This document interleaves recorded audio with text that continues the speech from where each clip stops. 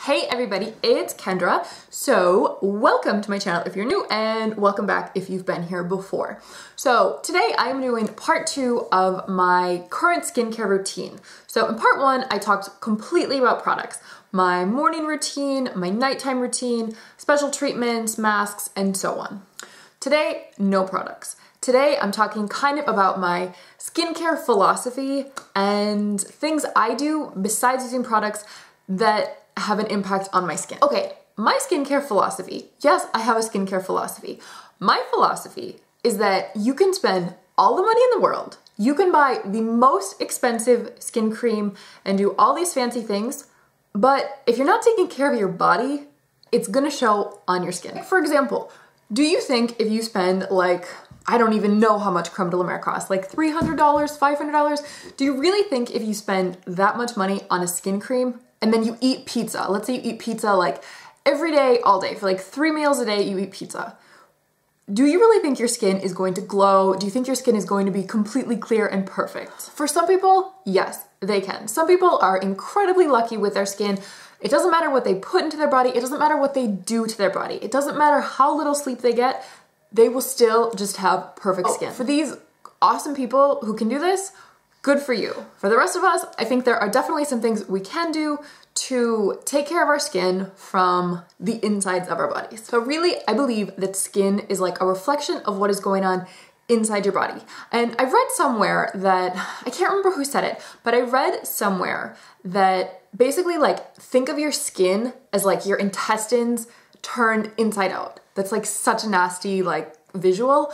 But if you think of what's going on like in your intestines, like maybe your intestines aren't happy, maybe you ate something funky and it's making you feel like really gross inside, like this can also really have an impact on the way your face looks. Okay, what is my skin type? My skin type is definitely combination, but more towards like the oily end of things and also very much acne prone. So for me, I have to be very, very careful what I put into my body because I feel that like a lot of foods and things can really trigger my skin to like break out. There are some things that you can control regarding your skin and there are some things you cannot control. So things you can control, food. So like what you're actually consuming, what you're putting inside your body. Exercise, if you exercise or you don't, yeah, I know we all like, sometimes we get very busy and we say like, oh, we don't have time to exercise, but really you can do something. Water, like how much water you drink, this you can control. Smoking and drinking, do you smoke? Do you drink? These will definitely have an impact on your skin and these are things you can control.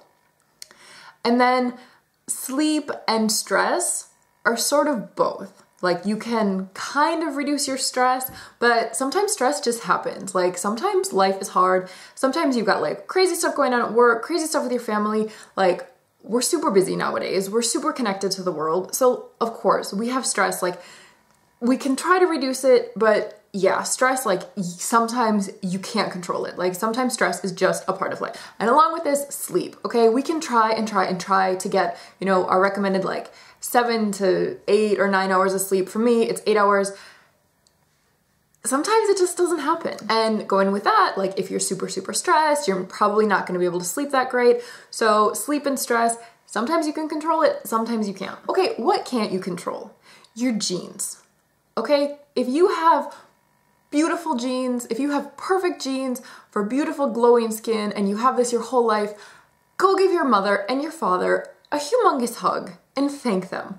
No, I know that they could not control giving you these genes, but thank them because you're very lucky. And another thing you can't really control, hormones. Okay, yeah, sure, like if you're on birth control, this is sort of like doing something with your hormones, but you know, your hormones, you really can't control. Like, ladies, I know how it is, like getting like the breakout before your period, like this is stuff that's happening inside. We can't just tell our body like, stop it hormones, like what are you doing? Like stop freaking out on me. So for me, there are things you can control, there are things you cannot control. The things I can't control, I have to deal with. The things I can control, like I think about these and I'm very aware of my body and like what's going on with my body. How does my body feel? How do I feel like mentally and physically? And kind of in turn, like what is going on with my skin? Okay, so you kind of see what I'm saying. Like, I think it's super important to be aware. Think about the factors like what are you doing to your body? What are you putting in? And how is it sort of impacting your skin? Okay, prescription medication. Have I taken it? Yes. Has it worked? Kind of. Okay, so what did I take? First drug I ever took for my skin was Roaccutane. So I took this in Korea. I probably took it for about 8 months, I think. My skin, I just had like, I didn't have like major acne or anything. I just kind of had like little bumps under my skin. Like no color, just bumps. These things would not come out. It was just texture. And I didn't want this. So I worked with a guy and his wife was a dermatologist. So I went to see her. So I got on Roaccutane, was on this for about 8 months. Yes, it totally worked. Like Roaccutane like totally dries out your skin. So after this, like I did have very, very dry skin. That was probably the only time in my life I really had to deal with getting like, you know, a ton of moisture, like using like really thick creams. I stopped taking Roaccutane and I would say within like 6 months, like this stuff was back. My skin just wasn't clear. So I know some people like take Roaccutane and it clears their skin up forever. They don't ever have to do anything else. For me, that was not the case. It worked for a while and then when I went off it a few months later, yeah, it came back. My personal thoughts on Roaccutane, I think it's really, really dangerous. When I was in Korea, I just needed a prescription. I didn't need to like be on like hormonal birth control or anything because of like the side effects if you get pregnant when you're taking Roaccutane. I had no idea about this. And then I moved to France and I was talking to my boyfriend, like my current husband, when we were dating, and he told me in France, like you actually need, like you need a prescription, you need to get a pregnancy test every month, you need to be on birth control, like it's really, really strict, like it's very, very strict here, it's very, very serious. I had no idea. I had no idea about the birth control issue, like the birth defects of Roaccutane, because in Korea it was just give it to me, like no big deal. I think it's also the same way in America. So for me, like Roaccutane, if it works, it's totally like, you know, worth the hassle of doing all this stuff, like if that's what works for you. Also with Roaccutane, I do think it is like kind of dangerous. I've heard of a lot of like side effects to actual, like the actual person who's taking it, not just like, you know, like a potential baby. I have heard a lot about people getting like certain diseases or just having like weird side effects from your Roaccutane. So I think that one, I think it can be really helpful. I think it can really clear up your skin, but I think it's also like kind of dangerous. The other two I've taken are doxycycline and tetracycline. So these are both antibiotics and they're designed to just like get into your system and just like kill the bacteria on your face. Did it work? No. I think I've taken both of them. It was like a 3-month cycle of each. I took doxycycline first and then maybe a year later I went to a different dermatologist in France. They gave me tetracycline. I was on that for 3 months. Didn't really do anything. So for me, for antibiotics, it didn't really work. And frankly, I don't like to be on prescription stuff all the time. I don't want to take pills every day. I take vitamins every day, but I don't take any prescriptions. I don't want to. I think it's really good to try to like figure out what's going on with your body, heal it, you know, with food. And I also think like prevention is really, really important. Okay, so what do I do? I tell you about all the stuff I don't do, but what do I do? Every morning, first thing I do is take a probiotic. So this one is by Healthy Origins, and this is 30 billion CFUs. So it looks like this. So I get this from iHerb. Basically, probiotics get into your gut and they make your gut happy, okay? I've been taking probiotics for maybe like 3 years. My ex-boyfriend actually was friends with a naturopath and he had asked her what I could do for my skin when I was dealing with these like stupid bumps.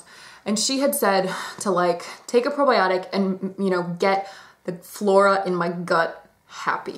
So I started doing that. Basically, it's like if you got any stuff like that's yucky in your intestines, like it's gonna get out. So this sort of helps keep things like in your intestines like moving and happy and healthy. So anyway, so I take one of these every morning and then also when I eat dinner at night, I take another one of these. If I'm in America and I can get stuff from iHerb, I do get some type of like omega-369 oil. There's one called Udo's oil that is really good. I've taken that before. You can get it in like little capsules you swallow, or you can get just like a giant bottle of it and it's just oil. You can put it on like a salad, you can put it in your smoothie, you can just drink it. It's kind of weird to drink. It's really nice on salad. I used to always do that on salad. So Omega-3, 6, 9s are really good for like plumping up your skin and just making it very like glowing and very healthy. So I also take other vitamins, not specifically for my skin, but for like just my general health. I take a multivitamin every day. I take B vitamins, I take garlic, and I take iron. So I'm just trying to get like my body like in like good condition where it should be. So I have energy, so I feel good, and it kind of shows in my face. I said the first thing I do every morning is take a probiotic. Not so long after that, when I'm like starting to get breakfast ready, I always take a big glass of water and I juice a whole lemon into that, and I sprinkle in some cayenne pepper. I take a straw and I suck this stuff down as fast as I can. No, it is not delicious. It's disgusting and it's just painful to get down. But this is really good to like detox your body, detox your liver. What else do I do during the day? I drink a ton of water and I drink a lot of green tea. I do not drink coffee. I don't drink coffee because I overdid it when I lived in Korea. I overdid it on coffee and I overdid it on spicy food and I killed my stomach. So basically now if I drink coffee, I want to throw up. I love coffee, but because my stomach is so messed up, I cannot drink it. So I drink green tea every morning with breakfast, and I just drink green tea and other types of tea all throughout the day. Okay, so food for me. What do I do? What don't I do? So first, I try to avoid processed stuff. If it has like more than like 5 ingredients, I don't want it. If it has 5 ingredients, I'd rather buy each ingredient myself, chop it up, put it together, and make it homemade. It's gonna taste better, I'm gonna know where the stuff is coming from, and it's just gonna be healthier. Okay, meat. Yes, I do eat meat. I was vegetarian for about 5 or 6 years, and at one point I was pretty much vegan. I would say about 90% vegan, maybe for like 6 months. I felt great when I was vegetarian. I felt great when I was almost vegan. I had a lot of energy. Part of the main reason I started eating meat again is because of my husband. When we met, he was like, you know, he ate meat, so I just started eating a little bit. I don't eat it every day. I would say maybe we eat beef like once a week, once every 2 weeks, and then maybe chicken like twice a week. So with meat, I feel like you have to be really careful when it comes to where you get it and where the animal was raised. So often meat has like tons of hormones in it. The animal has been fed a lot of antibiotics. They haven't always been fed like the greatest food. So I really think like if you're dealing with, you know, if you're eating to like change your skin, you have to be really careful if they're like extra hormones or antibiotics added into your food. Okay, so related to this, so if you're eating a lot of meat that has hormones in it, you know, hormones do affect our skin. So if you're eating meat that has hormones in it, maybe that'll cause you to break out. Also, for me, one thing that really causes me to break out is dairy. So I have not had milk to drink probably for about 5 years. I don't drink milk. I used to drink soy milk, but for me, soy kind of breaks me out too because of the hormone thing. Now I either drink almond milk or coconut. I've recently started eating yogurt again, and that seems to be okay. I can eat cheese, but not a lot. I'm very careful about my cheese, which is sad because I'm from Wisconsin and I live in France, so come on, like, I'm from the biggest like cheese place in America and I live in like the biggest cheese country in the world. So I really love cheese, but I have to watch it. So cutting out milk for me was a big thing that really helped me improve my skin. So I don't know what it is with the milk. I don't know if it's because of hormones in milk or if it's just like some enzyme or something in the milk that like does crazy stuff to my skin, but my skin doesn't like it. Also, like wheat sort of tends to like make my tummy feel weird. So I try not to eat a lot of wheat. And also for me, just when I eat food, this isn't so much related to my skin, but like if I eat a lot of wheat, if I eat a lot of bread, pasta, stuff like that, I just feel really tired after it. So I want to put stuff into my body that like gives me energy. I don't want it to just sit there and make me feel exhausted. Because I feel like if stuff is going into my body that makes me feel tired, it's going to make my skin look tired. So try to avoid a lot of grains. What do I eat? I eat a lot of fruit. I eat a lot of vegetables. I eat eggs. Sometimes I eat meat. I eat a lot of quinoa. I really focus on getting a lot of fruits and vegetables in because fruits and vegetables have a lot of vitamins, a lot of minerals, and that stuff is gonna like keep your body healthy, which in turn is going to make your skin look good. Okay, alcohol. I do not drink very often. Maybe like if I'm with a friend, maybe like one drink or a glass of wine or something. if I drink too much and if I drink too often, I tend to get really, really bad migraines, like migraines that will put me out for like 2 or 3 days. So frankly, I prefer to have 2 or 3 days of my life to actually like be alive and not just like in my bed, dead, like with this horrible, horrible pain and not being able to see. Alcohol does tend to make your skin look like a little bit ashy and tired, so I don't think alcohol is like the best thing you can do for your skin. Okay, smoking. I do not smoke. Not just because of my skin, but I don't smoke just because it's yucky for your body. I don't like it. And also, I think my husband would kill me. He hates smoking more than anyone I've ever met. Another thing I try to avoid is sugar. This kind of goes along with like the processed stuff, but sugar is just, it's not a delightful thing for your face. I do eat fruit. I eat plenty of fruit. I never limit myself to fruit because of natural sugars, but I try to avoid like white sugar, processed sugar, like anything like that. I would say I try to drink about 2 liters of water every day, just like water, and then I also am drinking tea all throughout the day. Another big thing I do is just exercise. So yes, exercising is good for my body. It's releasing like toxins, it's like getting stuff out of my body, but it's also good for my skin just because it like chills me out. If I'm super, super stressed, I will break out. And one of the main things I can do to like relieve my stress is to just go take a long walk, go to the gym, do yoga, do something. Please, if you're super, super stressed, this will have an impact on your skin. If you're stressed, you won't sleep. If you don't sleep, you look tired, you feel tired. If you're tired, you're probably gonna eat garbage just because it's easy. If you eat yucky stuff, it's going to impact your skin. If your skin looks yucky, you're gonna be stressed out. It's just this yucky cycle. So really like take care of yourself. Try to like de-stress, try to get enough sleep. I get it, I know life can be super stressful and super, super hard. I think stress can do horrible things to your skin. I think if you're living in a really stressful situation, if you're in like a big city, cities can be super stressful. I don't live in Paris anymore. When I lived in Paris, I felt my life was like really stressful and my skin definitely showed it. Finally, like a couple last small things. I change my pillowcase, I would say every other night. I think when you sleep, like I wash my face before I go to bed, I do my treatments, but just stuff can get on your pillowcase like sweat, oils, some of your skincare products can get on there. Like I think it's really good to keep changing your pillowcase, wash your pillowcase often, just so you don't have bad stuff from your pillowcase getting smushed into your face while you sleep. Sleeping is a good time for your skin to repair. You want your skin to repair. You don't want yucky stuff to be deposited onto your face when you sleep. Okay, don't touch your face. I know this is like so gratifying and it's such a habit, but you have so much yucky stuff on your hands and like when you touch your skin, it's being transferred from your hands into your skin and it's just gross. I know how gratifying it is, like disgustingly gratifying because it's gross to like, if you have like a scab from a pimple or something, like I get it. I know how like satisfying it can be to like scratch at it or like pick it off. Like, ugh, it's gross, but like people do this, like I totally did it. But this is something that can like really cause your skin to like continue breaking out. Like you keep touching it, you keep putting like bacteria into your skin. Try to break this habit. I know it's hard, but like this is a big thing. Kind of related to this, wash your phone. I really think it's important, keep your skin clean. I did a video on this. Like I talked about what you can do to, keep your skin clean, what I do to keep my skin clean, what I do to keep like the skin cycle like going and renewing constantly.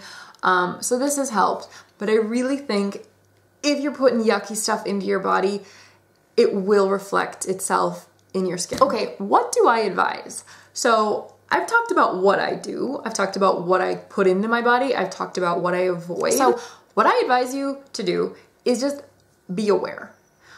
I can't tell you what's gonna work for you. I can't tell you what foods to eat. I can't tell you like what to avoid.